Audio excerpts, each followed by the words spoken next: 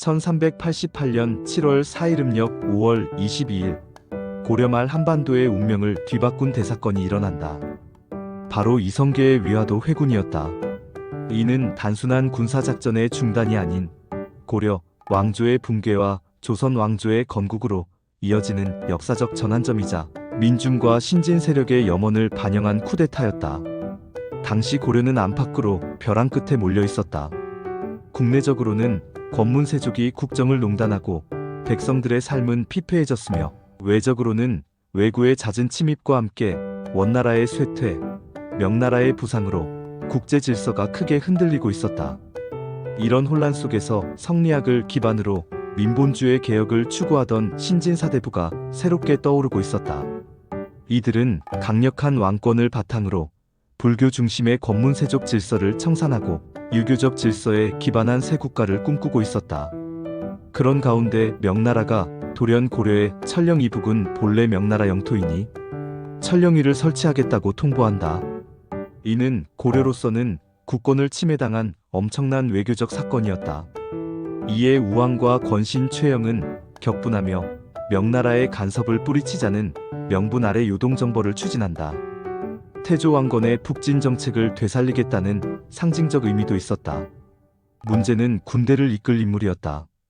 우왕과 최영은 전공이 화려하고 백성들의 지지까지 두터운 이성계를 출정 지휘관으로 지명했다. 그러나 이성계는 출병에 강하게 반대한다. 그리고 역사의 길이 남을 사불가론을 제시한다. 하나, 작은 나라가 큰 나라를 공격할 수 없으며, 둘, 여름철 장마로 인한 질병과 활의 악교 문제는 병사들의 생명을 위협하며, 셋, 외구의 침입에 대비할 수 없고, 넷, 무리한 정벌은 국력을 소모하고 백성의 생계를 파탄낼 것이라는 주장이다. 그러나 최영은 이를 무시한 채 강행 출정을 명령했고, 이성계는 병사들을 이끌고 압록강을 따라 전진했다. 그리고 마침내 요동 진입 직전 지점, 오늘날의 신의주 인근인 위화도에 이르렀다. 그때 하늘은 장대비를 뿌리고 있었고 병사들의 사기는 바닥이었다. 이성계는 군사적, 정치적, 윤리적 고민 끝에 결정적인 결단을 내린다. 이 군대는 나라를 지킬 군대이지 나라를 파멸로 이끌 군대가 아니다.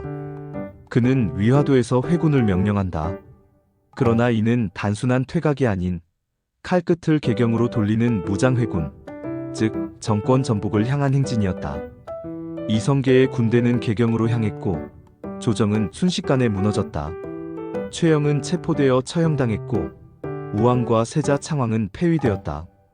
이성계는 공양왕을 새로 옹립하며 사실상의 정권을 장악했다. 이후 1389년부터 1392년까지 이성계와 신진사대부는 본격적으로 개혁 정치를 단행한다. 권문세족의 토지를 몰수하고 과전법을 실시하여 토지제도를 개편하고 불교 권력을 약화시키며 유교 중심의 중앙집권 국가체제를 설계했다.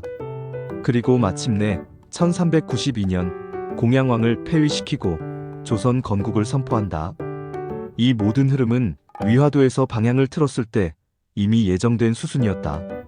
위화도 회군은 고려의 국운을 단절시킨 사건이면서도 동시에 새로운 시대의 희망을 싹틔운 결단이었다.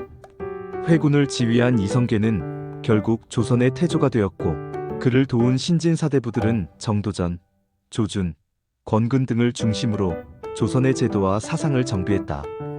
한 왕조의 마지막 날과 또 다른 왕조의 첫날 사이, 그 경계에 있었던 것은 칼이나 피가 아니라 단 한 번의 방향 전환이었다.